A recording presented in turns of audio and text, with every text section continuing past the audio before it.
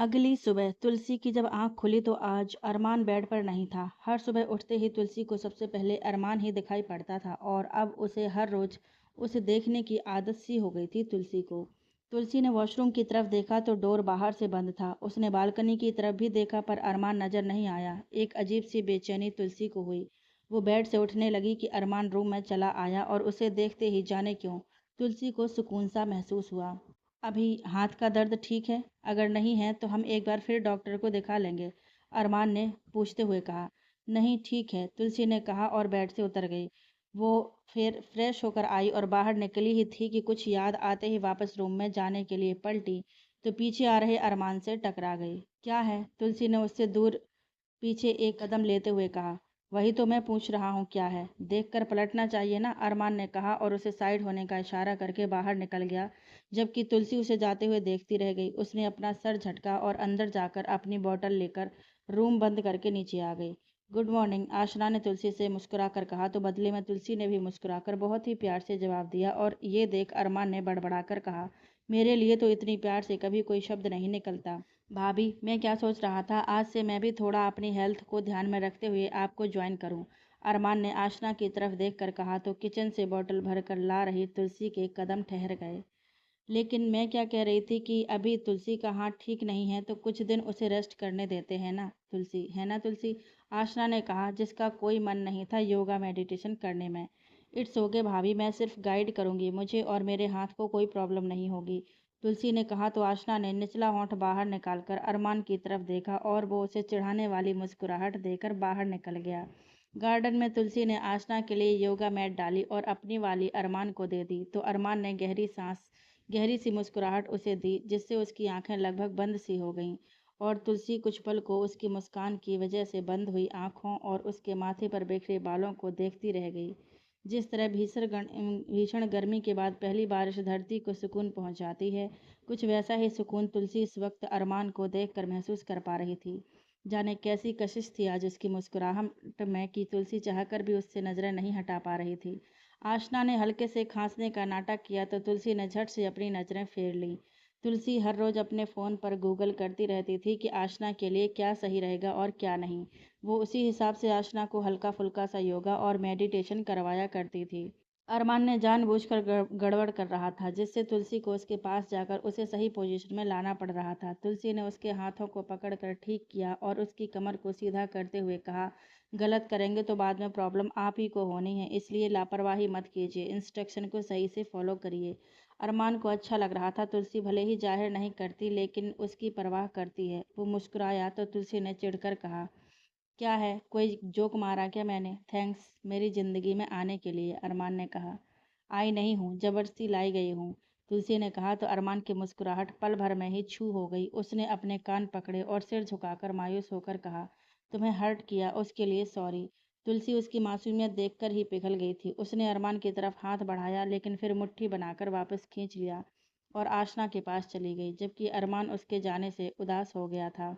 कुछ घंटे बाद तुलसी कॉलेज के कॉरिडोर में चलती हुई थी कि अचानक ही किसी ने पैर अड़ाकर उसे गिराना चाहा लेकिन तुलसी तब भी संभल गई थी। उसने देखा ये कोई और नहीं रितिका ही थी तो तुलसी ने अफसोस वाला एक्सप्रेशन देते हुए कहा, ओह सो सैड ना, लेकिन कोई बात नहीं, फिर ट्राई कर लेना। वो क्या कहते हैं, हाँ, बेटर लक नेक्स्ट टाइम। मुझसे पंगे लेना भारी पड़ सकता है तुम्हें, इस बार भले ही बच गई हो पर याद रखना हर बार नहीं बचोगी, कृतिका ने कहा। तुलसी उसकी बात पर बस मुस्कुराकर चल दी और उसका ऐसा करना कृतिका को गुस्सा दिला गया। उसने दांत पीसते हुए कहा, तुम्हारा ये गुरूर तो मैं तोड़ कर रहूंगी, अब तुम देखो मैं क्या करती हूँ तुम्हारे साथ, ऐसा सबक सिखाऊंगी कि किसी को मुंह दिखाने के काबिल नहीं रहोगी। You just wait and watch. Lecture attend करने के बाद तुलसी बुक्स जमा करने लाइब्रेरी चली गई थी। बुक्स जमा करके वो कुछ बुक्स ढूंढते हुए सबसे आखिरी में पहुंची तो अरमान अचानक उसके सामने आकर खड़ा हो गया।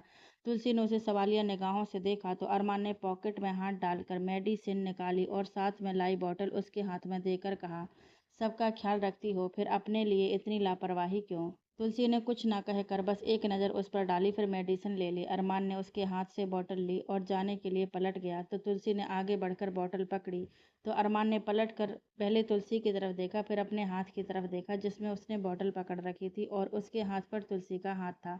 तुलसी ने जैसे ही उसकी निगाहें उधर देखी उसने झट से अपना हाथ पीछे खींचते हुए कहा, वो बोतल चाहिए थी। वैसे भी मेरी जूठी हो गई तो आपके काम नहीं आने वाली। तुमने वो फेमस डायलॉग सुना है कि जूठा खाने या पीने से प्यार बढ़ता है? वैसे तो मुझे ज़रूरत नहीं है, लेकिन फिर भी ट्राई करना चाहता हूँ, अरमान ने कहा और बोतल को अपने होठों से लगाकर पानी पिया और तुलसी को बोतल थमा कर चला गया। तुलसी ने जाते हुए अरमान को देखा, फिर बोतल को। उसकी सांसें अचानक ही तेज हो गई थीं, जिसकी वजह से हार्ट बीट भी बढ़ी हुई महसूस हो रही थी। वो अच्छा महसूस करने के लिए बाहर निकल गई। वो एक तरफ को बढ़ी ही थी कि उसकी नज़र एक पेड़ के पास खड़े सिद्धांत के साथ जानवी नजर आई। दोनों ने एक दूसरे का हाथ थाम रखा था और ये देखकर तुलसी की आंखें आश्चर्य से फैल गई थीं, क्योंकि उसे तो ऐसा कुछ आइडिया ही नहीं था। उसने अपने कदम उस तरफ बढ़ाए, लेकिन फिर अपनी पर्सनल लाइफ है सोचकर वो दूसरी तरफ चली गई। अरमान अपने एक हाथ से दूसरे हाथ को बार बार सहला रहा था। चेहरे पर अलग ही खुशी और आंखों में उस खुशी की चमक नजर आ रही थी। खुली आंखों से भी वो लाइब्रेरी में जो हुआ वो देख पा रहा था। तुलसी का उसके हाथ को पकड़ना, उसे अब भी वो पकड़ अपने हाथ पर महसूस हो रही थी। तुम मुझे चाहो या ना चाहो, बस ये चंद लम्हे ही काफ़ी हैं जिंदगी बिताने के लिए। देखते ही देखते हफ्ता बीत गया। अरमान ने आज ऑफिस से छुट्टी ले रखी थी। कॉलेज से आने के बाद वो कहीं चला गया और कुछ 1-2 घंटे बाद लौटा। उसके पीछे ही एक गाड़ी आकर रुकी, जिसमें चमचमाती बाइक रखी हुई थी। बाइक नीचे उतारकर गाड़ी चली गई। अरमान रूम में आया तो तुलसी उस वक्त कबर्ड साफ कर रही थी। अरमान को समझ ही नहीं आ रहा था कि वो तुलसी को बाहर चलने के लिए कैसे कहे।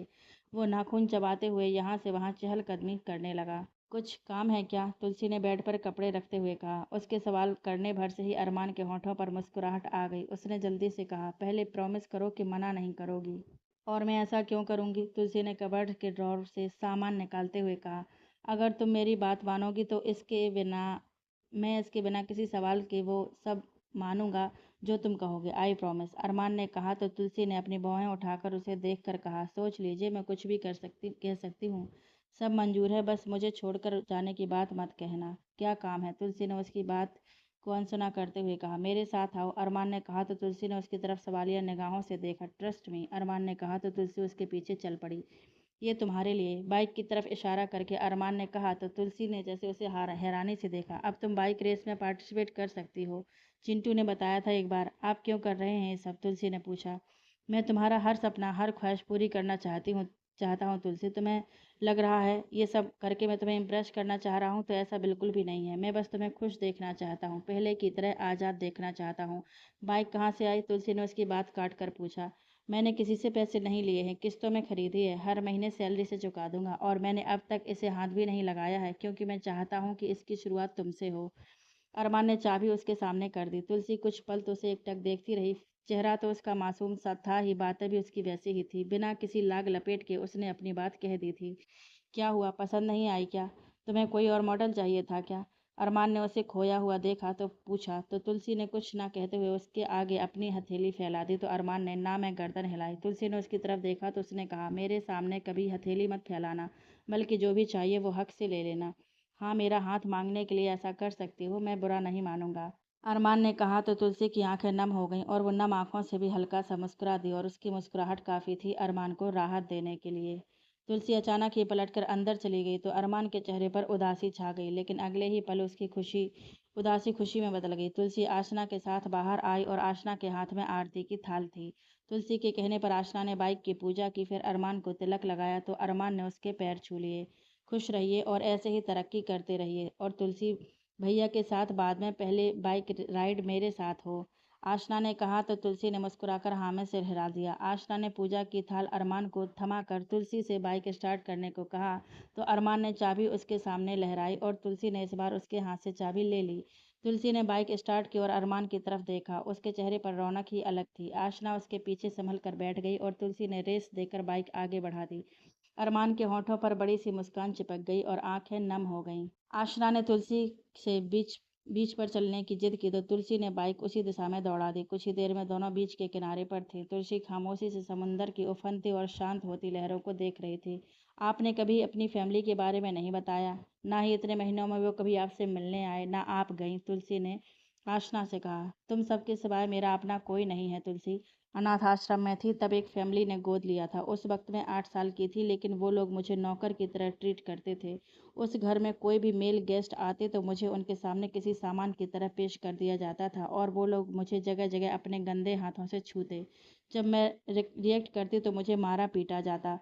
छोटी ज़रूर थी, लेकिन समझ सब आता था मुझे। बस फिर एक दिन मौका पाकर मैं वहाँ से भाग निकली और उसी वक्त में एक बुजुर्ग आदमी से टकराई। सिद्धांत के नानू थे, हालांकि वो उस वक्त मेरे लिए अजनबी थे। मेरी हालत देखकर उन्होंने मुझे खाना खिलाया और बातों ही बातों में मुझसे सब कुछ जान लिया। उन्होंने ना सिर्फ उन धोखेबाज लोगों को सजा दिलवाई, बल्कि मुझे अपने एनजीओ में भी रखा। आशना कहकर चुप हो गई। ना चाहते हुए भी तुलसी की आंखों के सामने कुछ दृश्य उभर आए। एक लड़की जोरों की चीख रही थी, दरवाजा पीट रही, लेकिन वहां कोई सुनने वाला नहीं था, जबकि 2 कदम लगातार उसकी तरफ बढ़ रहे थे। तुलसी। हाँ हाँ, कुछ कहा आपने? तुलसी ने पूछा। उसकी मुट्ठियां कसी हुई थी और माथे पर पसीने की बूंदें थी, जिनमें से कुछ लुढ़क कर गाल पर आ चुकी थी। तुम ठीक हो? घर चलें? मैं अरमान भैया को बुला लूं? मुझे तुम्हारी तबीयत कुछ ठीक नहीं लग रही, आशना ने कहा। नहीं, मैं ठीक हूँ, तुलसी ने कहा और उठकर खड़ी हुई और आशना को भी उसने हाथ थाम कर नीचे से उठाया। पानी पूरी का ठेला देख आशना ने तुलसी को उस तरफ चलने को कहा तो तुलसी उसके साथ चल पड़ी। तुम्हें पता है, मुझे पानी पूरी बहुत पसंद है, लेकिन अक्षय कभी खाने नहीं देते, और खाने भी देते हैं तो किसी बड़े से रेस्टोरेंट में, लेकिन उसमें वो टेस्ट नहीं आता जो इनमें होता है, आशना ने तुलसी के साथ चलते हुए कहा। तो तुलसी उसे देखकर मुस्कुरा दी। वो इसलिए नहीं, इसलिए क्योंकि उन्हें आपकी फिक्र है, तुलसी ने कहा। तुम्हें पता है, जब मैं अक्षय से पहली बार मिली एज अ ह्यूमन, मुझे वो बहुत पसंद आए। वो मॉम के साथ हर संडे एनजीओ आया करते थे। धीरे धीरे हमारी दोस्ती हुई और ये दोस्ती इस हद तक बढ़ी कि मुझे उनकी आदत होने लगी। इस बीच मॉम की डेथ हुई और अक्षय ने एनजीओ आना बंद कर दिया। कुछ वक्त में ही मुझे समझ आ गया था कि मैं अक्षय से प्यार करने लगी हूँ। कई साल बीत गए, लेकिन अक्षय नहीं आए और मैंने भी उम्मीद छोड़ दी थी, क्योंकि मेरे और अक्षय के स्टेटस में ज़मीन आसमान का फ़र्क था, या यूं कहूँ मेरा तो कोई वजूद ही नहीं था। अक्षय का ना आना मेरा दिल तोड़ रहा था। जानती थी कि वो नहीं आएंगे, लेकिन चाहती थी कि वो आएं। जानती थी कि हमारा मिलना संभव नहीं है, लेकिन दिल के हाथों मजबूर थी। और पता है, एक दिन अक्षय आए, बिल्कुल जेंटलमैन बनकर। उन्होंने अपनी लॉ की डिग्री कंप्लीट कर ली थी। उस दिन सबके सामने घुटनों पर बैठकर उन्होंने मुझे शादी के लिए प्रपोज किया। फिर? तुलसी ने उसके बीच में ही रुक जाने पर पूछा। फिर क्या? इतने इंतजार के बाद मैं मना कैसे कर देती? मैंने तुरंत ही बेशर्मों की तरह हाँ कर दी, आशना ने हंसते हुए कहा तो तुलसी भी मुस्कुरा दी। दोनों ने पानी पूरी खाई और घर लौट आए। बाइक के लिए थैंक यू, लेकिन बदले में मेरे पास देने के लिए कुछ नहीं है, तुलसी ने रूम में आकर चाबी टेबल पर रखते हुए कहा। तुम हो तो मुझे और कुछ नहीं चाहिए, अरमान ने उसकी तरफ देखकर कहा। तुलसी ने अजीब निगाहों से उसकी तरफ देखा और वॉशरूम में चली गई। तुलसी वॉशरूम से बाहर निकलते ही रूम के बाहर निकल गई और उसके पीछे ही अरमान भी। वो किचन में आई और डिनर की तैयारी खुद ही करने लगी। ये सब तुम क्यों कर रही हो? कुक है ना, वो कर लेंगे, अरमान ने उसके पीछे आकर कहा। तुलसी ने कोई जवाब नहीं दिया और अपने काम में लगी रही। उसने फ्रिज से सब्जियां निकाली और चाकू उठाया तो अरमान ने उसके हाथ से चाकू लेकर कहा, मैं कट कर देता हूँ, तुम कुछ और देख लो। तुलसी ने उसकी तरफ देखा तो उसने कहा, मैं कर लूँगा, बस तुम इधर मत देखो, मैं नर्वस हो रहा हूँ। तुलसी ने उसके हाथ में पकड़ा चाकू देखकर कहा, पहले चाकू ठीक से पकड़ना सीखिए, फिर सब्जी कट करना। अरमान ने झट से चाकू सही पकड़ा और कहा, मैंने देखा नहीं था, इसलिए।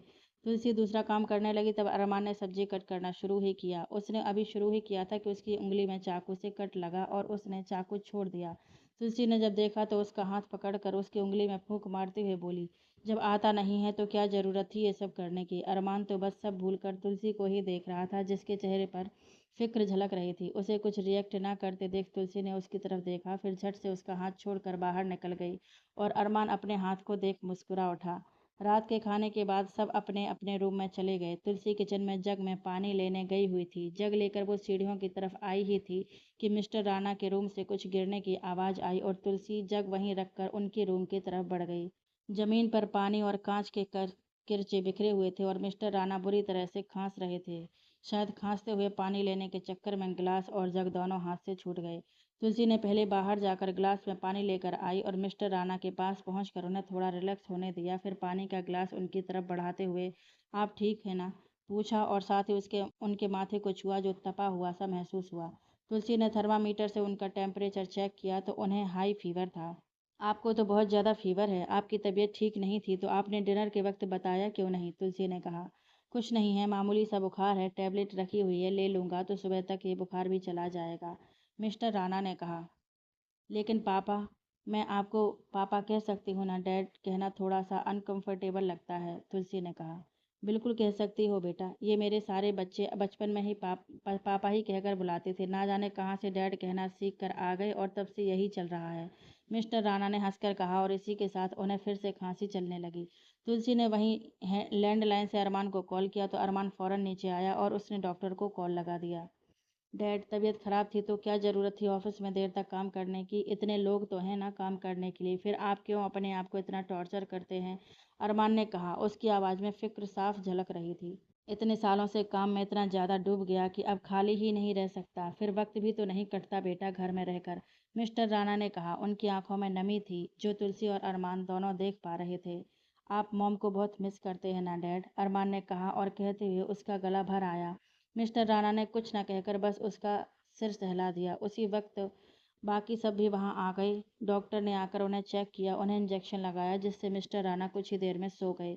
शुभ बाहर गया हुआ था तो अमृता ने खुद वहीं रुक कर बाकी सबको जाने के लिए कहा। अगली सुबह जब तुलसी की आंख खुली तो आज फिर अरमान बेड पर नहीं था। उसकी नज़र घड़ी पर गई जिसमें 8:30 बज रहे थे। तुलसी को विश्वास नहीं हुआ कि उसने बालकनी में जाकर देखा तो सच में धूप चढ़ाई थी। कॉलेज के लिए लेट हो जाएगा सोचकर वो वॉशरूम चली गई और नहाकर निकली तो याद आया आशना का रूटीन भी खराब हो गया। वो तैयार होने ड्रेसिंग टेबल के सामने आई तो एक चिट टेबल पर दिखाई दी। तुलसी ने उसे खोला। आई नो तुम मुझे मिस कर रही होगी, कर रही हो ना? इतना पढ़ते ही तुलसी हल्का सा मुस्कुरा उठी। उसने आगे पढ़ा। तुम्हें छोड़कर जाना नहीं चाहता था, लेकिन क्या करूं, डैड की तबीयत ठीक नहीं है और काम बहुत इम्पोर्टेंट है, इसलिए जाना पड़ा। हो सकता है आज ना आ पाऊँ तो इंतज़ार मत करना, और कॉलेज अकेले मत जाना, ड्राइवर के साथ ही जाना। तुलसी ने चिट रखी और बैग लेकर बाहर निकल गई। मिस्टर राणा से तबीयत और नाश्ता पानी पूछ लेने के बाद उसने आशना को ढूंढा पर वो कहीं मिली नहीं तो नौकर से पूछने पर पता चला वो गार्डन में है। तो तुलसी वहीं पहुंच गई। आपने मुझे जगाया क्यों नहीं? तुलसी का लहजा शिकायती था। ये देख आशना ने मुस्कुरा कर उसकी तरफ देखा, फिर कहा, एक दिन का ब्रेक तो चलता है तुलसी। वैसे भी अक्षय और भैया जरूरी काम से बाहर जा रहे थे तो आंख जल्दी खुल गई थी और उनके जाते ही मैं फिर से सो गई। तो बस अभी कुछ देर पहले ही उठी हूँ। तुम बताओ, तुमने ब्रेकफास्ट किया? नहीं, मन नहीं किया, तुलसी ने कहा। लगता है भैया अपने साथ तुम्हारा मन भी ले गए, आशना ने छेड़ा तो तुलसी ने घड़ी में टाइम देखते हुए कहा, मैं कॉलेज जा रही हूँ, आप अपना ख्याल रखना। पहले ब्रेकफास्ट कर लो फिर चले जाना कॉलेज। वैसे भी जाते हुए भैया ने कहा है तुम्हारा ख्याल रखने को, और फिर मैंने भी तुम्हारे इंतजार में कुछ नहीं खाया, आशना ने मुंह बनाकर कहा तो तुलसी कुछ नहीं कह पाई। आशना उसे साथ लेकर अंदर आई। दोनों ने साथ में नाश्ता किया। फिर तुलसी कॉलेज के लिए निकल गई। तुलसी कॉलेज पहुंची तो उसे अकेले देखकर कृतिका के चेहरे पर मुस्कुराहट आई और पल भर में उसकी मुस्कुराहट गुस्से में बदल गई। तुलसी सीधे क्लास में जाकर अपनी सीट पर बैठ गई। उसके पीछे से ही जानवी आई और बगल में बैठते हुए कहा, ध्यान कहाँ था तुम्हारा? मैं कब से तुम्हें आवाज़ लगा रही थी। वैसे कौन था वो? कौन? किसकी बात कर रही हो तुम? तुलसी ने पूछा। वही जिसके ख्यालों में तुम इतना खो गई कि मेरी आवाज़ भी तुम्हें सुनाई नहीं दी, जानवी ने मुस्कुराते हुए कहा तो तुलसी को अरमान की याद आ गई। उसने बैग से नोटबुक निकालते हुए कहा, ऐसा कुछ नहीं है जैसा तुम सोच रही हो। जानवी कुछ कह पाती इसके पहले ही प्रोफेसर आ गए। लास्ट लेक्चर में तुलसी को पेट और कमर में दर्द होने लगा जो धीरे धीरे बढ़ रहा था, शायद पीरियड्स की वजह से। ये महसूस होते ही उसे वॉशरूम जाने की ज़रूरत महसूस हुई, लेकिन बीच क्लास में ना वो इजाज़त ले पाई, ना ही बीच से उठकर जा पाई, और ना ही उसका क्लास में मन लगा। खैर जैसे तैसे क्लासेस ख़त्म हुई तो तुलसी जल्दी से क्लास से बाहर निकलकर वॉशरूम चली गई, लेकिन वॉशरूम लॉक था। ज़्यादा ज़रूरी है तो बैक साइड में जो वॉशरूम है वहाँ जा सकती हो, कृतिका ने कहा और बिना रुके चली गई। तुलसी कुछ देर सोचती रही, लेकिन उसके लिए वॉशरूम जाना बहुत ज़रूरी हो गया था। वो अब जल्दी से अपना बैग लिए बैक साइड वाले वॉशरूम में चली गई, लेकिन जैसे ही अंदर गई वहाँ सिर्फ अंधेरा ही नजर आया। तुलसी की सांसें तेज हो गईं। वो अब जल्दी से बाहर निकलने लगी, लेकिन दरवाज़ा खुला ही नहीं। तुलसी ने पूरी ताकत लगा दी दरवाज़ा खोलने के लिए, लेकिन वो नहीं खोल पाई। काफ़ी देर तक उसने दरवाज़ा पीटा, लेकिन कोई फायदा नहीं हुआ। बाहर खड़ी कृतिका ने अपने हाथ झटके और कहा, ये तो बस शुरुआत है तुलसी, आगे आगे देखो कैसे तुम्हारी जिंदगी नर्क बनाती हूँ मैं। उस बंद अंधेरे वॉशरूम में तुलसी आंखें खोलने की हिम्मत नहीं कर पा रही थी, लेकिन आंखें बंद किए हुए उसे खुद की ही चीखें साफ सुनाई पड़ रही थीं। उसने अपने कानों पर हाथ रख लिया। उसकी सांसें तेज हो गई थीं। उस अंधेरे में उसे कोई शख्स अपने करीब आता नजर आ रहा था, जिसे देख तुलसी ने नीचे बैठते हुए अपने घुटनों में मुंह छुपा लिया। मेरे पास मत आओ, मत आओ, उसने जैसे तैसे ही ये एक लाइन कही। वो मुंह खोले तेज तेज सांसें ले रही थी। उसने एक बार सिर उठाकर सामने देखा तो सिवाय अंधेरे के कुछ नजर नहीं आया। उसने जोर जोर से दरवाजा पीटना शुरू किया और उसी वक्त किसी ने दरवाजा खोला। सामने प्यून था। तुलसी जल्दी से बाहर की तरफ दौड़ गई। कपड़े खराब हो चुके थे लेकिन उसे कोई होश नहीं था। कॉलेज टाइम खत्म हो चुका था तो कुछ गिने चुने स्टूडेंट ही वहां रह गए थे और वो भी अपने में लगे थे तो किसी ने ध्यान नहीं दिया। तुलसी सिद्धांत ने उसकी कलाई पकड़ी तो तुलसी थरथरा उठी। उसने एक उसका हाथ झटका और कार में जाकर बैठ गई। लेकिन जैसे ही ध्यान आया कि अरमान नहीं है तो वो बाहर निकलने लगी। तभी ड्राइवर ने टोका। सर ने कहा है आपको घर छोड़ने के लिए। अगर ऐसा नहीं किया तो वो गुस्सा करेंगे। तुलसी चुपचाप बैठ गई। उसे अब ध्यान आया अपने अचानक आए पीरियड्स और खराब हो चुके कपड़ों का। 30-35 मिनट का रास्ता भी उसे मीलों सा लग रहा था। घर पहुंचते ही उसने अपने आप को दुपट्टे से कवर किया और जल्दी से रूम में चली गई। आज ये कमरा भी उसे डरा रहा था। हमेशा स्ट्रांग रहने वाली तुलसी आज खुद के डर के आगे हार गई थी। रोने का मन कर रहा था, चीखने का मन कर रहा था लेकिन कर नहीं पा रही थी। आज वो एनजीओ भी नहीं गई। सिद्धांत जानवी ने कई बार कॉल किया लेकिन तुलसी ने भी एक भी कॉल रिसीव नहीं किया। दिन तो उसने आसना के साथ निकाल दिया लेकिन अब रात रात अकेले कमरे में कैसे निकालेगी वो, ये सोचकर ही उसे कपकपाहट होने लगी थी। सब सोने जा चुके थे तो तुलसी अब हॉल में भी नहीं रुक पाई। वो कमरे में आई और अपने आप को बिजी रखने के लिए उसने पूरे रूम को बिखेर दिया और उसे फिर से सेट करने लगी। ये काम भी जल्दी हो गया लेकिन वो थक चुकी थी। वो बेड पर जाकर बैठी तो पलकें नींद से भारी होने लगी और एक टाइम पर अपने आप उसकी आंख लग गई। तुलसी, तुम्हें बुक्स चाहिए थी ना? एक लड़के ने कहा। तुलसी ने हाँ में सिर हिला दिया। तो फिर आओ ना मेरे साथ, तुम्हें जो चाहिए तुम खुद ले लेना, उस लड़के ने कहा। तो तुलसी उसे देखती ही रही लेकिन आगे नहीं बढ़ी। चलो भी, क्या सोच रही हो? मेरे पास नोट्स भी हैं, गाइड भी है, तुम सब ले सकती हो। उसने तुलसी को साथ ना चलते देख कहा तो उसकी बात सुनकर तुलसी ने हाँ में सिर हिलाया और उसके साथ चल पड़ी। अपने कमरे में पहुंचते ही उसने दरवाज़ा खोला और पहले तुलसी को अंदर जाने को कहा, फिर खुद अंदर जाकर दरवाज़ा लॉक करके चाबी जेब में डाल ली। तुलसी ने पलट कर देखा तो वो उसे देखते हुए मुस्कुराया और तुलसी को लेकर अपने कमरे से सटे एक छोटे से कमरे में ले आया जो कि स्टडी रूम था, जो बुक्स से भरा पड़ा था। तुलसी ने एक साथ इतनी सारी बुक्स पहली बार देखी थी। पढ़ने का बहुत शौक था उसे। इतनी किताबें देखकर उसकी आंखें चमक उठी। तुलसी वहां बुक्स देख रही थी कि तभी वो उसके एकदम पीछे आया और उससे लगते हुए हाथ आगे बढ़ाकर एक किताब निकाल कर देखने लगा। तुलसी को उसका ऐसा करना जरा भी अच्छा नहीं लगा तो वो बाहर जाने लगी और तभी बिजली गुल हो गई और वहां काफी ज्यादा अंधेरा छा गया। तुलसी किसी चीज से टकराई और गिरने को हुई कि तभी उस लड़के ने उसे पकड़ लिया और जानबूझकर उसे खुद से सटा लिया। मुझे मुझे नहीं चाहिए बुक्स, मुझे घर जाना है, आई इंतजार कर रही होगी, तुलसी ने उसकी नीयत भांपते हुए उससे दूर हटते हुए कहा। लेकिन उस लड़के ने अचानक ही उसकी फ्रॉक की चैन खोल दी और तुलसी घबरा उठी। वो चैन लगाने की कोशिश में पीछे हटती गई लेकिन उसके छोटे छोटे हाथ उसकी चैन तक नहीं पहुंच पा रहे थे। वो लड़का उसकी तरफ बढ़ता ही जा रहा था। आई, तुलसी उसे पास आते देखकर रो पड़ी लेकिन वो रुका नहीं। तुलसी ने भागना चाहा लेकिन उसने झट से उसकी स्लीव्स पकड़ ली। ऐसा करते ही तुलसी ने अपनी फ्रॉक कंधे से सरक कसकर पकड़ ली। वो रो रही थी, कांप रही थी, अपने आप में ही सिमट रही थी लेकिन उस लड़के की आंखों के भाव में कोई परिवर्तन नहीं था। तुलसी, अरमान ने कमरे में दाखिल होते ही तुलसी की तरफ देखा जो नींद में रो रही थी। उसका हाथ अपने शोल्डर पर था और उसने अपने टी शर्ट को कसकर मुट्ठी में जकड़ा हुआ था। साथ ही वो कुछ बड़बड़ा रही थी जो अरमान को समझ में नहीं आ रहा था। उसने तुलसी को दोबारा आवाज दी, तुलसी। उस लड़के ने एक तेज झटके के साथ उसकी स्लीव्स खींच दी और तुलसी चीखते हुए उठकर बैठ गई। तुलसी, अरमान की आवाज सुनते ही तुलसी जैसे होश में आई। वो एकटक अरमान को देख रही थी। उसकी सांसें अब भी तेज चल रही थीं। रिलैक्स करो और पानी पियो, मैं हूँ, हमेशा हूँ तुम्हारे साथ, अरमान ने उसे पानी का गिलास देकर कहा। तुलसी ने पानी पिया तो अरमान ने गिलास उसके हाथ से लिया और बेड पर बैठते हुए उसके पास जाकर उसका सिर अपनी गोद में रखा और उसका सिर प्यार से सहलाया। तो तुलसी ने कसकर उसकी दूसरी हथेली को अपने दोनों हाथों से पकड़ लिया। उसकी आंखों से आंसू गिर पड़े और अरमान की हथेली भीग गई। तुलसी ने अपनी दोनों हथेलियों के बीच अरमान के हाथ को कसकर पकड़ा हुआ था और अरमान उसकी कपकपाहट महसूस कर पा रहा था। तुलसी को ऐसा कमजोर पड़ते उसने पहली बार देखा था। वो बहुत प्यार से उसके सिर पर हाथ फेरते हुए कहता है, बालों को सहला रहा था और अरमान का ये प्यार भरा स्पर्श पाकर कुछ देर बाद ही तुलसी गहरी नींद में चली गई। अरमान ने सिद्धांत को मैसेज करके बता दिया कि वो तुलसी के साथ है और तुलसी भी ठीक है। दरअसल सिद्धांत ने कॉलेज में तुलसी को जिस हाल में देखा तभी उसे कुछ गड़बड़ लगा और उसने अरमान को कॉल करके जल्द से जल्द घर पहुंचने की बात कही। अरमान और अक्षर अक्षय प्रॉपर्टी देखने गए हुए थे और कई सारी प्रॉपर्टीज देखने के बाद वो लोग रेस्ट करने के लिए किसी होटल में रुककर फिर से काम पर लगने वाले थे। लेकिन सिद्धांत के फ़ोन ने से अरमान को कुछ ठीक नहीं लगा। उसने अक्षय से फिर कभी प्रॉपर्टी देख लेने की बात कही और अक्षय को भी यही ठीक लगा और वो लोग उसी वक्त बाय रोड निकल गए, जिससे पहुंचने में तक रात हो चली। तुलसी सो चुकी थी। अरमान ने उसके गाल पर हाथ फेरने के लिए हाथ आगे बढ़ाया, लेकिन फिर वापस खींच लिया। तुलसी के सिर को सहलाते हुए अरमान भी कब गहरी नींद में चला गया, उसे कुछ खबर नहीं लगी।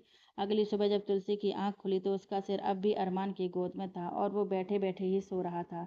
तुलसी उसकी तरफ ही देखकर कुछ सोच रही थी। उसने जैसे ही उसका हाथ छोड़ा और उठी तो अरमान ने आंखें खोली और मुस्कुराकर उसकी तरफ देखकर कहा, माना कि सुबह सुबह और भी ज़्यादा हैंडसम लगता हूँ, लेकिन रात को जैसा बिहेव मैंने किया, क्या आपके मन में सवाल नहीं आया? आप पूछेंगे नहीं कुछ भी? तुलसी ने उसकी बात काट कर कहा, नहीं, बस यही कहूँगा, I am always with you. Arman ने कहा और बेड से उतरकर वॉशरूम की तरफ बढ़ गया। मेरा रेप हुआ है, तुलसी ने कहा तो अरमान की मुट्ठी भिंच गई और उसने अपनी आंखों को कसकर बंद कर लिया। वो कुछ देर बाद पलटा, फिर बोला, मैं अब भी वही कहूँगा जो पहले कहा था और ये सिर्फ कहने के लिए नहीं कह रहा हूँ, मैं हूँ तुम्हारे साथ हमेशा। तुलसी हैरानी से उसे देख रही थी और अरमान से यही उम्मीद करती थी, लेकिन उम्मीद तो टूटने के लिए होती है ना। सच जानने के बाद तो उसे इस घर से, अपनी ज़िंदगी से धक्के मारकर निकाल दिया जाना चाहिए था, लेकिन अरमान ने ऐसा कुछ नहीं किया। मुझे पता है तुम क्या सोच रही हो, लेकिन तुलसी, जो कुछ भी हुआ उसमें तुम्हारी तो कोई गलती नहीं थी। अरमान की इस बात ने उसका ध्यान खींचा ही था कि उसे एक आवाज़ सुनाई पड़ी, तुम जैसी नीच लड़कियों का काम ही यही है। अरे हमने भी भोली सी सूरत देखकर इसे काम पर रखा और देखो हमारे ही बेटे पर इल्ज़ाम लगा रही है ये लड़की। घर में अकेले क्या छोड़ा, ये तो उसके बेडरूम तक पहुंच गई। ज़रूर तुमने ही उसे उकसाया होगा, वरना मेरा बेटा तो किसी की तरफ आंख उठाकर नहीं देखता और तुम जैसी नौकर की तरफ तो बिल्कुल भी नहीं। उस लड़के की माँ ने कहा, अपना मुंह बंद रखने के लिए ये पैसे लो और निकलो यहाँ से। कम लगे तो बता दो और खबरदार जो किसी से कुछ भी कहा कहा ना तो तेरी वो बहन बचेगी ना तेरी आई। सड़क पर ले आऊंगी तुम तीनों की इज्जत को। कौन किस तरह से नौच खाएगा ये तुम तीनों सोच भी नहीं सकती। उस लड़के के पिता ने तुलसी के मुंह पर पैसे मारते हुए कहा। तुलसी, जानता हूँ विश्वास के लायक तो मैं भी नहीं हूँ, लेकिन ट्रस्ट मी, मैं तुम्हें कभी भी हर्ट नहीं करूँगा। अरमान की आवाज़ से तुलसी वर्तमान में लौटी। आपने मुझसे इस तरीके से शादी की, क्या इसके लिए मैंने आपको कोई हिंट दिया था? क्या मैंने आपको उकसाया था? तुलसी ने कहा तो अरमान हैरानी से उसे देखता रह गया और तुलसी उसके साइड से निकलकर वॉशरूम चली गई। अरमान बालकनी में आया तो उसने कहा, वो उसे हर्ट नहीं करेगा, लेकिन वो तो उससे ऐसे धोखे से शादी करके हर्ट कर चुका है। उसे खुद पर गुस्सा आया और उसने मुट्ठी बांधकर जोर से दीवार में मारना चाहा, लेकिन तुलसी ने उसकी मुट्ठी दीवार पर लगने से पहले ही पकड़ ली। अपने आप को चोट पहुंचाकर दूसरों के दर्द को कम नहीं किया जा सकता, ना ही महसूस किया जा सकता है। तुलसी ने उसकी मुट्ठी छोड़ते हुए कहा, आई एम सॉरी, तुम जो सज़ा देना चाहो दे सकती हो, मुझे सब मंजूर है। अरमान ने उसके आगे सिर झुकाकर कहा, सज़ा तो आपने खुद ही चुन ली है मुझे अपनी ज़िंदगी में शामिल करके, क्योंकि कलंक अपने माथे पर कोई नहीं सजाता। तुलसी ने फिर फीके से मुस्कुराकर कहा, तुम कलंक नहीं हो तुलसी, कलंक तो वो घटिया मानसिकता के लोग हैं जो लड़कियों को खिलौना समझते हैं, उनके साथ दुर्व्यवहार करते हैं। कोई भी लड़की किसी को हिंट नहीं देती, जो हुआ उसमें तुम्हारा कोई दोष नहीं है। तुम स्ट्रांग हो, अपने लिए लड़ सकती हो। अरमान ने कहा, क्या फ़ायदा ऐसे स्ट्रांग होने का, कुछ कर तो नहीं पाई ना? तुलसी ने उसकी बात काट कर कहा, तब नहीं कर पाई, लेकिन अब तो कर सकती हो ना। अगर वो आज़ाद है तो उसे सज़ा दे सकती हो और इसमें मैं तुम्हारे साथ हूँ। सिर्फ इसलिए नहीं कि मैं तुमसे प्यार करता हूँ, बल्कि इसलिए कि ऐसे लोगों को आज़ाद घूमना बिल्कुल भी ठीक नहीं है। अरमान ने कहा। वो तुलसी को हैरान कर रहा था। तुलसी समझ नहीं पा रही थी उसे, क्या वो सच में उससे प्यार करता है या ये भी एक छलावा है। अतीत में भी तो ऐसा ही कुछ हुआ था, पहले उसे विश्वास में लिया गया और फिर रौंद दिया गया। ये सोचते ही तुलसी की घबराहट बढ़ गई और उसने कुछ कदम पीछे ले लिए। उसकी आंखों में डर दिखाई दे रहा था अरमान को, लेकिन वो उससे डर रही है ये सोचकर ही अरमान के दिल में चुभन हुई और दर्द चेहरे पर बयां होने लगा। अरमान की बातें तुलसी के दिमाग में घूम रही थी। वो तो उस दिन को याद करके ही कांप उठती थी जिस दिन उसके साथ हैवानियत की हद भी पार की गई थी। उसने तो उस काले दिन के बाद से उन गलियों से गुजरना तक छोड़ दिया था जो उस घर तक जाती थी। ये सब सोचते हुए एक बार फिर तुलसी अतीत में पहुंच गई थी।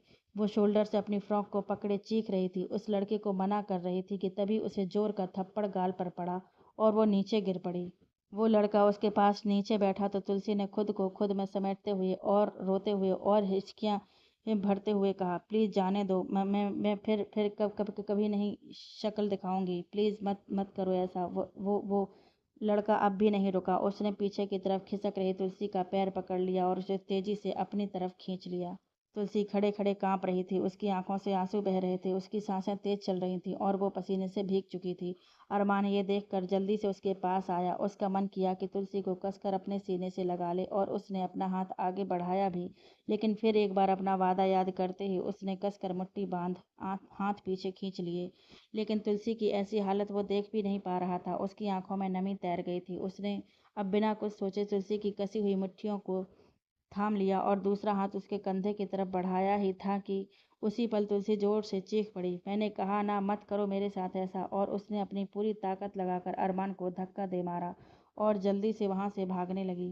भागने के लिए दरवाज़ा खोला। जैसे ही वो बाहर निकली ये जगह और फिर खुद को देख, जैसे ही वो अपने वर्तमान में लौटी और वो तेजी से वापस अंदर आई तो अरमान अब भी नीचे पड़ा सदमे में था। एक पल के लिए उसे लगा मानो उसकी हार्ट बीट रुक गई हो। उसकी आंखें फैली की फैली रह गईं। आई एम सॉरी, वो मैं। तुलसी ने अंदर आते ही उसकी तरफ बढ़कर अपना कांपता हुआ हाथ अरमान की तरफ बढ़ाया तो अरमान ने कुछ पल तक तो उसे देखा, फिर उसके कांपते हुए हाथ को मजबूती से थामते हुए कहा, it's okay, it's totally okay Tulsi, लेकिन एक बात कहूँ, उसने कहा। खड़े होते कहा तो तुलसी ने उसकी तरफ देखते हुए अपना हाथ छुड़ा लिया और अरमान ने अपने ही दोनों हाथों को थाम कर कहा, मत भागो इनसे तुलसी, जितना भागोगी इन कड़वी यादों से, इन्हें उतने ही अपने करीब पाओगी। मैं चाहता हूँ तुम लड़ो इनसे, बाहर निकलो, इन्हें जड़ से ख़त्म कर दो। मैं तुम्हें सुकून में देखना चाहता हूँ। तुम मुझे चाहो या ना चाहो, लेकिन मैं तुमसे बहुत प्यार करता हूँ और तुम्हें इस तरीके से डर के साए में नहीं देखना चाहता। मैं चाहता हूँ तुम उस घटिया इंसान को मौत से भी बदतर ज़िंदगी दो। बस याद रखना, मैं हमेशा तुम्हारे साथ हूँ और रहूँगा।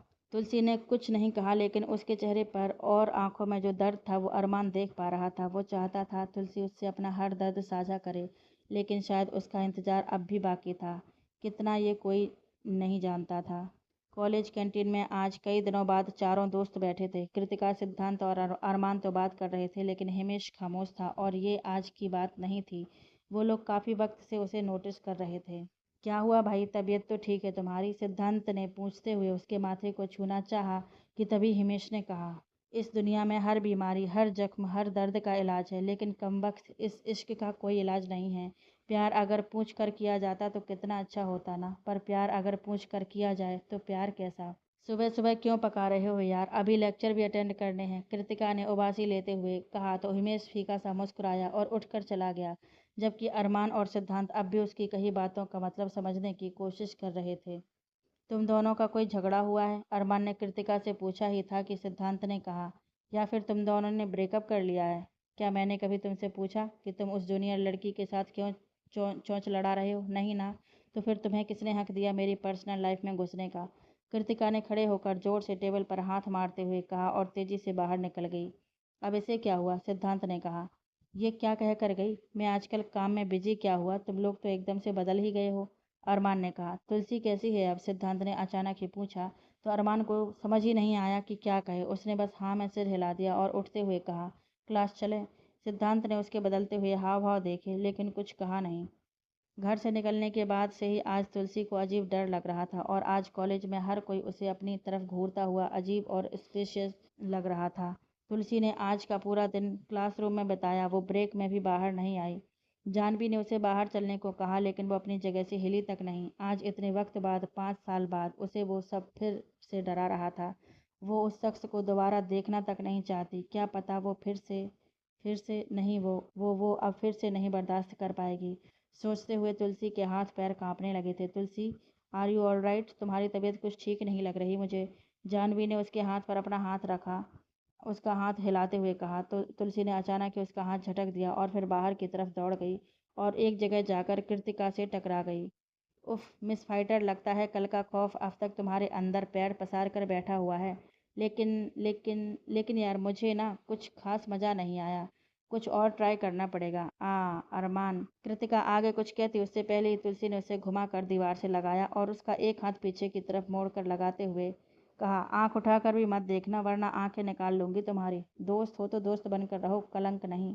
जैसे हाथी से दूरी बनाकर चला जाता है वैसे ही मेरे अपनों से दूरी बनाकर चलना, वरना अंजाम भुगतने के लिए तैयार रहना। यू बिच, तुम मुझे कृतिका रायजादा को धमकी दे रही हो? कृतिका ने उससे छूटने की नाकाम कोशिश करते हुए दांत पीस कर कहा, मैं धमकी नहीं देती, बाकी तुम्हें जो सोचना है सोच लो। तुलसी ने उसे जोर से दीवार की तरफ दबाते हुए कहा और छोड़कर चली गई।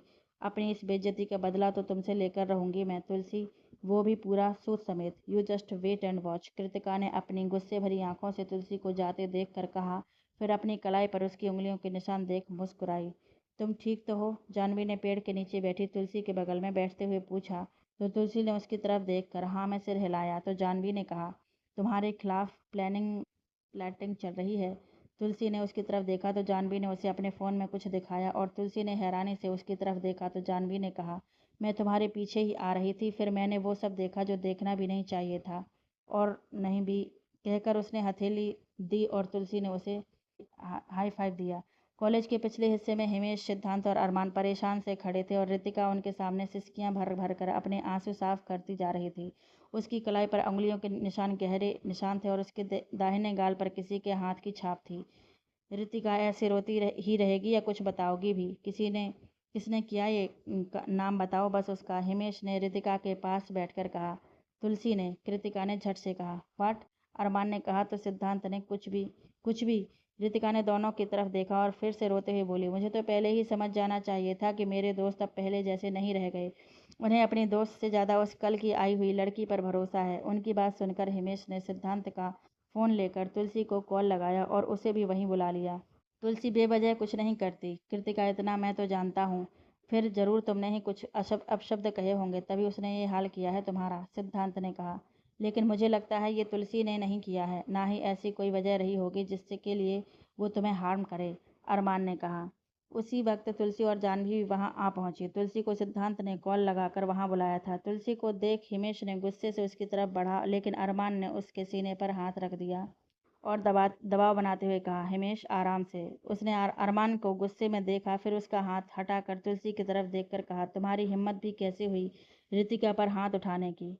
ऐसे कहते हुए तुलसी ने कृतिका की बाह पकड़कर उसे झटके से खड़ा किया और एक जोरदार थप्पड़ उसके गाल पर ऐसे मारा कि कृतिका अपनी जगह से गिरते गिरते बची। उसके कान सुन्न पड़ गए, होठों के किनारे से खून निकल गया और गाल भर भरा कर उसी वक्त लाल होकर सूज गया। तीनों लड़के आंखें फाड़े देख रहे थे, किसी को कुछ समझ में नहीं आया। अब मुझे प्रूफ देने की जरूरत नहीं पड़ेगी कि मैंने इन पर हाथ नहीं उठाया था, लेकिन फिर भी एक आप लोगों की तसल्ली के लिए, जानवी वीडियो दिखाओ। जान तुलसी ने कहा तो जानवी ने अपने फ़ोन में तीनों के सामने वीडियो चला दिया जो उसने बनाया था। उस वीडियो में कृतिका ने खुद को ही हार्म किया था और ये सच्चाई अब सबको पता लग गई थी। हिमेश के चेहरे पर मायूसी घर कर गई थी, आंखों में नमी उतर आई थी। वो तेज कदमों से वहां से चला गया तो सिद्धांत और अरमान की नजरें भी कृतिका के लिए अब कोई इज्जत नहीं रह गई थी। यकीन नहीं होता तो कोई किसी को पसंद करने पर उसे औरों की नज़रों में गिराने के लिए खुद इस हद तक गिर जाएगा, खासकर तुमसे ये उम्मीद नहीं थी कृतिका। तुम तुलसी को पसंद नहीं करती थी, इट्स ओके, अपने सबकी अपनी अपनी चॉइस है, सबकी अपनी अपनी मर्जी है, लेकिन इस तरीके से ओछी हरकत, अरमान ने कहा और वहां से चला गया। कृतिका अब भी थप्पड़ के सदमे में वैसी ही खड़ी थी। सॉरी। रूम में पहुंचते ही अरमान ने अपने कान पकड़ते हुए कहा तो तुलसी ने पलटकर उसकी तरफ देखा। उसकी शक्ल तो पहले से ही मासूम थी और भी कान पकड़े हुए वो और ज़्यादा मासूम लग रहा था। तुलसी ने कुछ पल उसे देखते रहने के बाद स्टडी टेबल पर बैग रखते हुए कहा, आपकी गलती ही नहीं है तो फिर सॉरी क्यों? गलती नहीं है, लेकिन कहीं ना कहीं इन सब का जिम्मेवार मैं ही हूँ, अरमान ने कहा। किसी और का किया हुआ अपने सर लेने की ज़रूरत नहीं है, तुलसी ने कहा और वॉशरूम की तरफ बढ़ी तो अरमान ने कहा, ऐसा थप्पड़ मुझे क्यों नहीं मारा? मैंने भी तो तुम्हें बहुत बार गलत किया है तुम्हारे साथ। तुलसी ने उसकी बात का कोई जवाब नहीं दिया और वो सीधा वॉशरूम में चली गई और ज़ोर से दरवाज़ा बंद किया तो अरमान ने अपनी आंखें बंद कर लीं। कुछ देर बाद तुलसी बाहर निकली तो अरमान ने वॉशरूम में जाकर दरवाज़ा बंद करते हुए कहा, कुछ भी कहा, थप्पड़ पहलवानों वाला था तुम्हारा, कुछ भी कहो। तुलसी ने जैसे ही उसकी तरफ घूरा, अरमान ने झट से कुंडी लगा ली। दोस्त के रूप में आपने सांप पाल रखे हैं जो किसी न किसी दिन मौका देखते ही आपको डसने की कोशिश जरूर करेंगे, तुलसी ने मन ही मन कहा। कृतिका एक रेस्टोरेंट में बैठी अपने गाल पर बर्फ से सिकाई कर रही थी कि तभी उसके फोन पर एक नाम फ्लैश हुआ, रिंकेश भाई। जिसे देखते ही कृतिका ने बिना देरी किए झट से फोन रिसीव किया। रीति, गेट व्हाट गेस व्हाट, उधर से आवाज आई जिसमें खुशी और उत्सुकता के मिले जुले भाव थे। भाई यार वैसे ही दिमाग फटा पड़ा है, आपको भी जो कहना है सीधे सीधे कहिए ना, कृतिका ने कहा। क्या हुआ, तू परेशान लग रही है? दूसरी तरफ से फिर आवाज आई।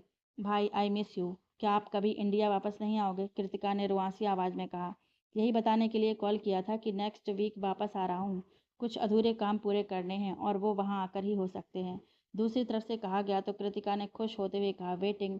प्लीज़ जल्दी आना और हमेशा की तरह आना, कैंसिल मत कर देना वरना इस बार नाराज़ हो जाऊंगी तो फिर कभी बात नहीं करूंगी। ठीक है, थोड़े से काम पेंडिंग पड़े हैं, वक्त से ख़त्म नहीं कर पाया तो फिर चलो अब आकर बात करता हूँ, रिंकेश ने कहा और कॉल कट कर दी। कृतिका का चेहरा अब खिला हुआ था लेकिन गाल में दर्द होते ही तुलसी का चेहरा सामने आया। वो गुस्से से दहक उठी। अगले दिन कृतिका ने अरमान और सिद्धांत को मनाने में काफ़ी कोशिशें की लेकिन उन दोनों ने ही उसकी तरफ कोई ध्यान नहीं दिया और इससे कृतिका और ज़्यादा चिढ़ गई। उसकी नफरत तुलसी के लिए और ज़्यादा बढ़ गई। 2-3 दिन गुजर गए थे लेकिन अरमान और सिद्धांत ने उसकी तरफ देखने या उसकी बात सुनने की कोई कोशिश नहीं की। रिंकेश अपने तय समय पर पहले ही इंडिया आ चुका था। रिंकेश कृतिका के ताऊ जी का बेटा था और उससे बड़ा था।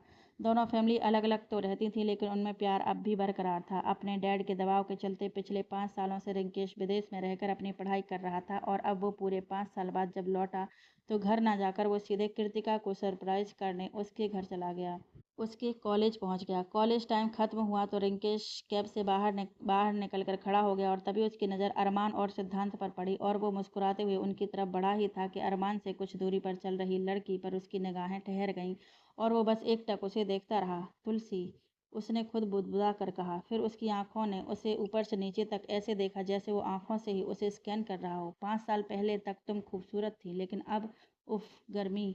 उसने तुलसी की तरफ देखते हुए ही अपनी शर्ट को ऊपरी बटन को खोलते हुए कहा और उन तीनों के बढ़ते हुए कदमों को देख उसने मुंह छुपा लिया। अरमान ने कार का दरवाजा खोला तो तुलसी बैठ गई और अरमान भी दूसरी तरफ जाकर बैठ गया। उन दोनों को एक साथ जाते देख रिंकेश की भौहें सिकुड़ गईं। इधर कृतिका की निगाहें अरमान की जाती हुई कार से होकर रिंकेश पर पड़ी तो वो खुशी के मारे दौड़ते हुए उसके गले लगते हुए बोली, ओ माय गॉड भाई, फाइनली आप मेरे सामने हो। मैं बता नहीं सकती मैंने आपको कितना ज़्यादा मिस किया इन बीते सालों में। कृतिका कुछ ना कुछ बोले जा रही थी लेकिन रिंकेश अब भी तुलसी और अरमान के बारे में सोचते हुए उसी दिशा में देख रहा था जिस दिशा में उनकी कार गई थी। भाई कहाँ खो गए आप, क्या सोच रहे हैं? कृतिका ने उसे ऐसे देखकर पूछा। हाँ वो मैं कुछ सोच रहा था, तू बता कैसी है और तेरे वो तीनों लंगूर दोस्त कहाँ हैं? कहीं दिख नहीं रहे, तुम लोग तो हमेशा साथ में ही रहते थे ना? रिंकेश ने पूछा। उसे बस ये जानना था कि तुलसी जैसी मिडिल क्लास लड़की अरमान के साथ कैसे। हमारी दोस्ती अब पहले जैसी नहीं रही भाई, इनफैक्ट कुछ भी पहले जैसा नहीं रहा, सिर्फ उस एक लड़की की वजह से, कृतिका ने उदास लहजे में ओवर एक्टिंग करते हुए कहा। कौन, किसकी बात कर रही हो? रिंकेश जैसे अभी यहीं सब कुछ जान लेना चाहता था। उसने बेचैन होकर पूछा। रितिका ने उसे सब कुछ बताया लेकिन थोड़े से सच के साथ, बहुत सारा झूठ मिक्स करके। रिंकेश तो अरमान और तुलसी की शादी के बारे में सुनकर ही हैरान था और हैरानी से ज़्यादा उसे गुस्सा आ रहा था। आपको पता है उस चीप लड़की ने अरमान को हम सबसे दूर कर दिया और हमारी दोस्ती भी उसकी वजह से टूट गई। उसने मेरे अरमान को। कृतिका कहते कहते चुप हो गई तो रिंकेश ने झट से पूछ लिया, रीति बात पूरी कर, तूने जो अभी अभी कहा क्या मतलब है? उसका भाई, आई लव हिम। भाई पहले रूही फिर ये तुलसी, मैंने बहुत इंतजार किया है भाई, अब बस मुझे वो किसी ही हाल में चाहिए। मैं हम दोनों के बीच किसी को भी नहीं आने दूंगी और जो हमारे बीच आएगा मैं उसका अस्तित्व ही मिटा दूंगी, कृतिका ने कहा। उसकी आंखों में रिंकेश को वो जुनून दिखाई पड़ रहा था जो तुलसी को लेकर उसके अंदर था और कहीं ना कहीं अब भी है। रिंकेश ने कृतिका को शांत किया और अपने बैग्स उसकी कार में रखकर कृतिका के घर यानी कि अपने चाचा जी के घर के लिए निकल गया। तुलसी और अरमान घर पहुंचे तो किचन से कुछ गिरने की आवाज़ आई और दोनों तेजी से उस तरफ दौड़े। स्टूल के ऊपर आशना खड़ी थी और नीचे डिब्बा गिरा पड़ा था और उसमें से सामान गिरकर फर्श पर बिखर चुका था। भाभी, आपको रेस्ट करना चाहिए ना, अरमान ने आशना का हाथ पकड़कर उसे नीचे उतरने में हेल्प करते हुए कहा। जबकि तुलसी खामोशी से बस आशना को देख रही थी तो उसे ऐसे देखते देख आशना ने कहा, चाय के साथ पकौड़े खाने का मन कर रहा था और बेसन ऊपर रखा था तो चढ़ना पड़ा। मैं बना देती हूँ, आप जाकर बैठिए, तुलसी ने कहा तो आशना किसी बच्चे की तरह खुश होते हुए उससे लिपटते हुए बोली, आलू वाले, प्याज वाले और पालक के भी। तुलसी ने मुस्कुराते हुए सिर हिला दिया तो आशना उसके गाल पर किस करते हुए बाहर निकल गई, जबकि तुलसी की नज़र अरमान पर पड़ी जो उसे ही देख रहा था। तो तुलसी नीचे बैठकर गिरा हुआ बेसन साफ करने लगी। तो अरमान ऑफिस जाने का कहकर बाहर निकलने लगा कि पीछे से तुलसी की आवाज़ सुनाई पड़ी। सुनिए। ये बात सुनकर अरमान सांस लेना ही भूल गया। उसने पलटकर तुलसी की तरफ सवालिया निगाहों से देखा तो तुलसी ने पीछे की तरफ इशारा करके कहा, आपसे नहीं कह रही हूँ, उनसे कह रही हूँ। अरमान ने पलट कर देखा तो पीछे से एक नौकर उस तरफ चला आ रहा था। उसे देखते ही अरमान ने बुरा सा मुंह बनाया और सीढ़ियों की तरफ बढ़ गया। उसके जाते ही तुलसी के होंठ मुस्कुराने के लिए हल्के से फैल गए। दरअसल तुलसी ने आवाज़ तो उसी को लगाई थी, लेकिन जो कहना चाहती थी वो चाहकर भी नहीं कह पाई। अरमान के पलटते ही उसे वो नौकर इसी तरफ आते दिखा और तुलसी ने उसी का बहाना कर दिया। वो नौकर जो अरमान के पीछे था वो आया और जूठन लेकर बाहर निकल गया। तुलसी ने पकौड़े बनाने के लिए घोल तैयार किया, कढ़ाई गर्म रखी और एक तरफ चाय बनने रख दी। अरमान जब नीचे आया तो पकौड़ों की खुशबू उसे किचन की तरफ खींच ले गई। वो किचन में आया तो तुलसी ने चाय से भरा मग उसे थमा दिया। अरमान ने हर बार वाली चाय के बारे में सोचते हुए बुरा सा मुंह बनाकर पकौड़ों की तरफ देखा, फिर मन मारकर चाय का एक घूंट लिया और उसकी आंखें खुद ब खुद बंद हो चलीं। उसने दूसरा घूंट लेकर कहा, ये चाय नहीं जन्नत है, और सच बताऊं मैंने ऐसी चाय आज तक जिंदगी भर में कभी नहीं पी, इसलिए इस घर के लोग तुम्हारी चाय के फैन हैं। तुलसी ने उसकी बात तो सुनी, लेकिन कुछ रिएक्ट ना करते हुए एक प्लेट में पकौड़े भी थमा दिए। यार, मुझे तुम्हारा ये स्वीट जेश्वर कुछ रास नहीं आ रहा है। कहीं इसमें वो लूज मोशन वाली दवाई तो नहीं मिलाई ना तुमने? कहते हुए अरमान ने एक पकौड़ा उठाया तो तुलसी ने उसके हाथ से लेते हुए कहा, फिर खा क्यों रहे हैं? क्योंकि तुमने बनाए हैं, और तुम्हारे हाथों से तो मैं जहर भी पी लूंगा। अरमान ने उसके हाथ से वापस से पकौड़ा लेते हुए कहा और उसके सामने ही प्लेट खाली कर दी। फिर उसके कुछ करीब आया तो तुलसी एकदम से पीछे हट गई, लेकिन किचन स्लैब होने की वजह से वो और पीछे नहीं जा पाई। अरमान ने बिना उससे छुए अपने होंठों को उसके माथे के लेवल पर लाकर हवा में ही किस किया, फिर एक फ्लाइंग किस करते हुए बाहर निकल गया और तुलसी अब भी अपनी तेज हुई धड़कनों को नॉर्मल करने में लगी हुई थी।